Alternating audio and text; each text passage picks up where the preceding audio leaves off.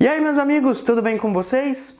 Finalmente chegamos aí ao fim do estudo do rol das cláusulas abusivas do artigo 51 do CDC. Nesse vídeo, nós vamos analisar as últimas cláusulas abusivas e assim concluir o estudo do rol do artigo 51. Portanto, não sai daí que eu volto já já.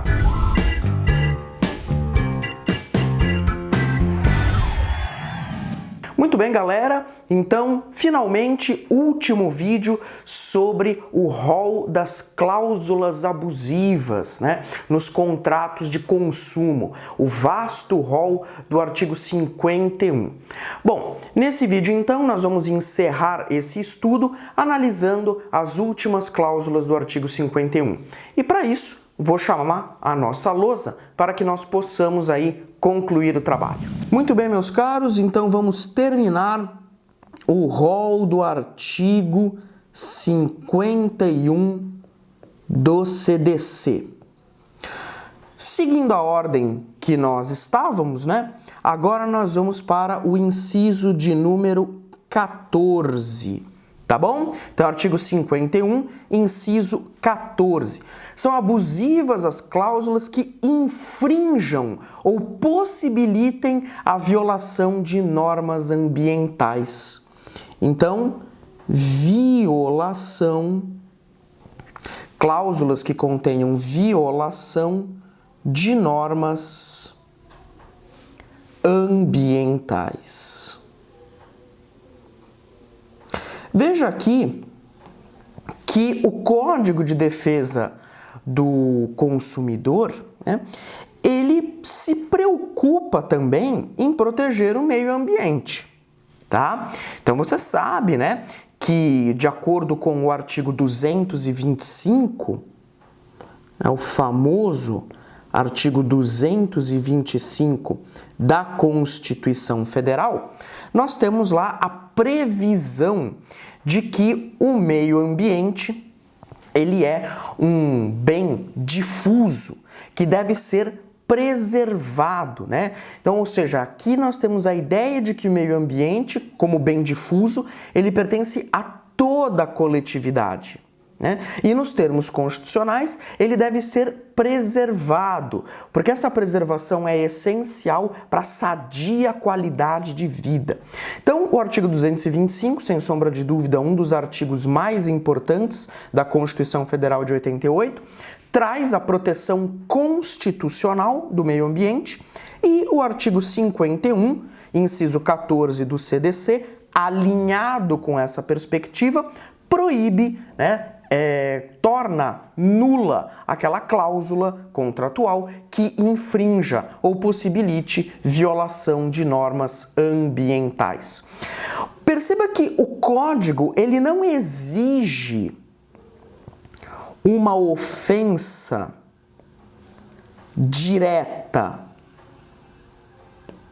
ao meio ambiente.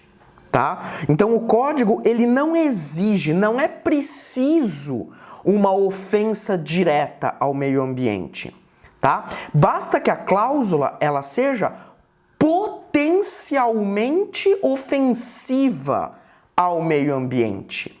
Tudo bem? Então, veja só, o código ele dá uma proteção mais ampla, né? Ele não exige a ofensa direta. Ele também torna nula, ele também proíbe a cláusula potencialmente ofensiva ao meio ambiente. Tudo bem? Tranquilo? E nós podemos dizer também, né, como última observação aqui desse inciso, nós podemos dizer que o termo aqui, normas ambientais, quando nós falamos aí em meio ambiente, um detalhe que você não pode deixar passar, que a doutrina nos ensina é o seguinte, nós temos que utilizar o termo numa forma ampla, numa acepção mais ampla, Tá? Então, quando nós falamos aqui que o inciso 14, ele se preocupa com o meio ambiente, e com normas ambientais, nós temos que utilizar a acepção mais ampla, abrangendo o meio ambiente natural, o meio ambiente urbanístico, o meio ambiente cultural e também o meio ambiente do trabalho, né? Seguindo aquela classificação do direito constitucional e do direito ambiental. Então, essa acepção mais ampla deve ser empregada aqui, tá bom? Muito bom. Passando então para o próximo inciso, inciso de número 15. Nós temos que também são abusivas as cláusulas que estejam em desacordo com o sistema de proteção ao consumidor. Então, cláusula ofensiva ao sistema de proteção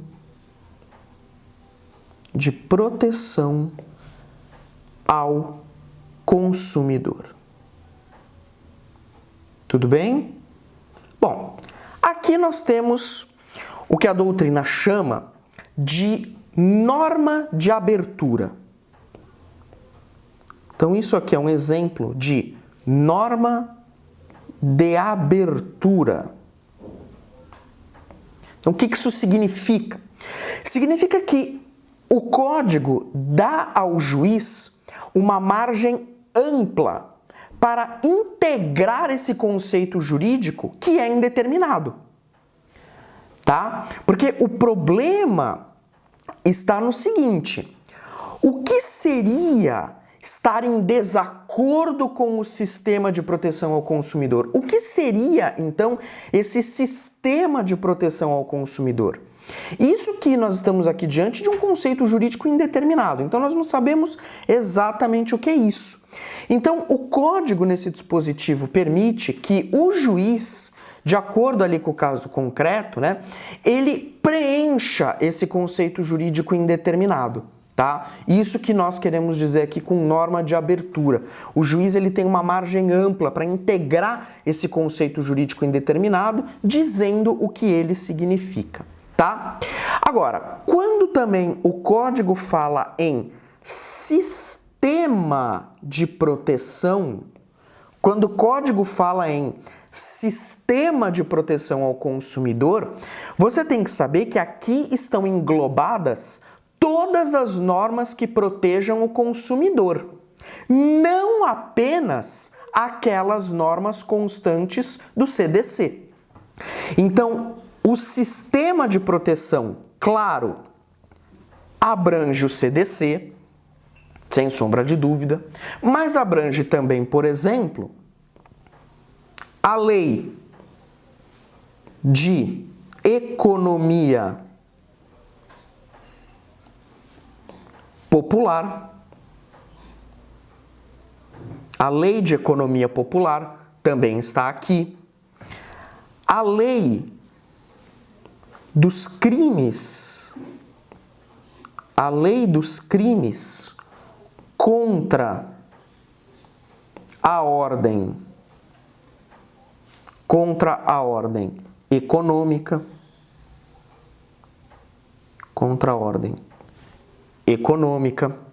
tá? Então, Lei de Economia Popular, Lei dos Crimes contra a ordem econômica. Vou colocar aqui a Lei de Defesa,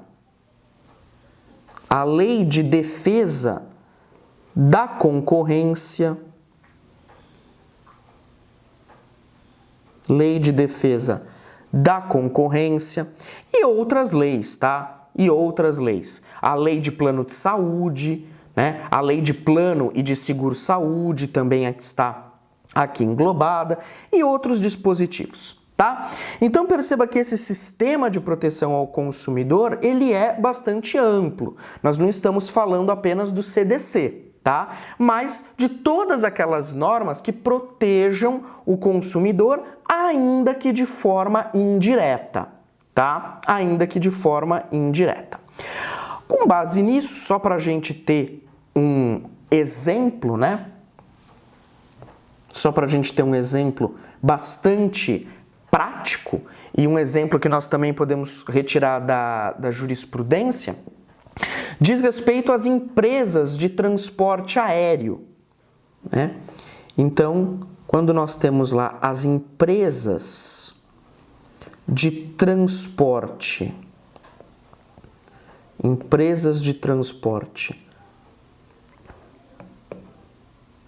aéreo, tá? Veja bem, nós já temos que nos casos de atraso, cancelamento, então atraso, cancelamento ou interrupção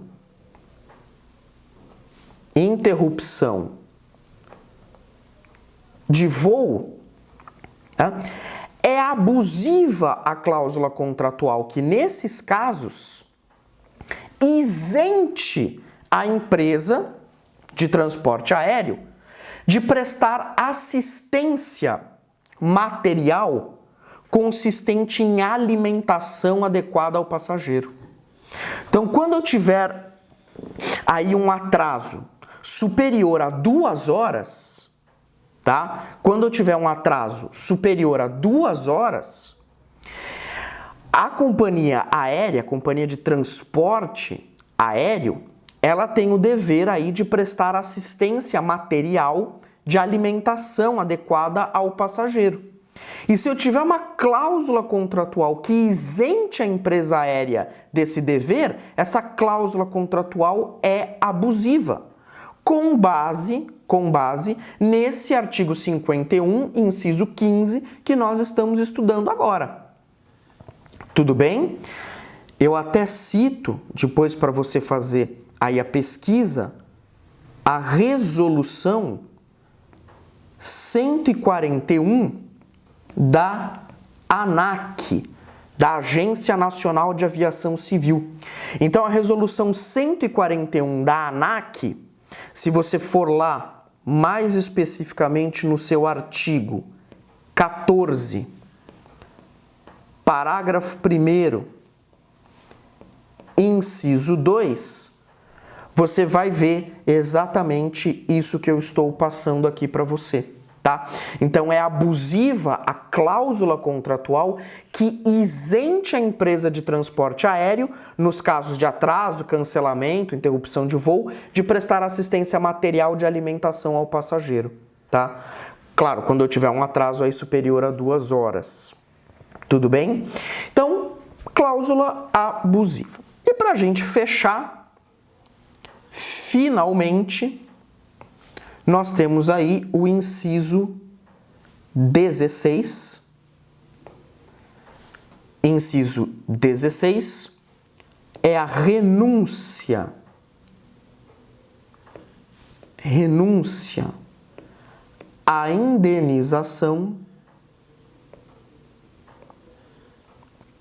A indenização por benfeitorias.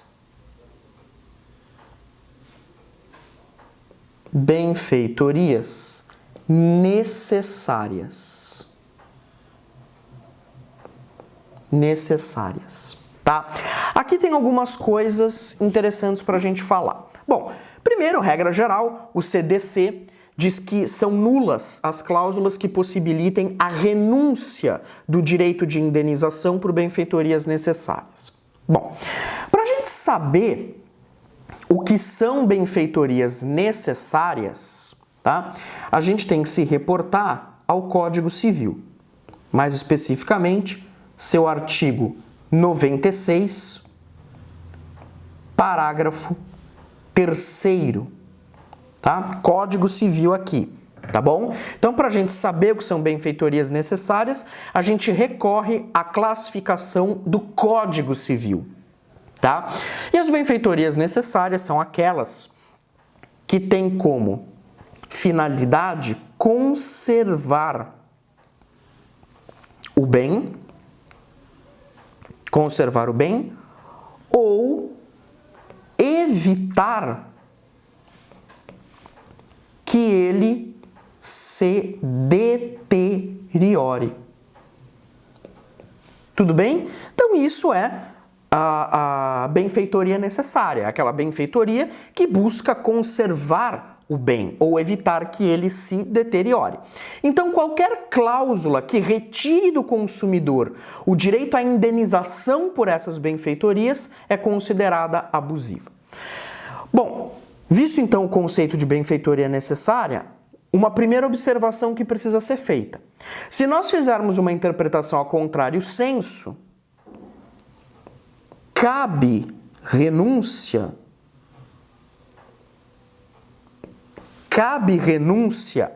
em relação à indenização. Cabe renúncia à indenização pelas benfeitorias, ou colocar das benfeitorias úteis e voluptuárias.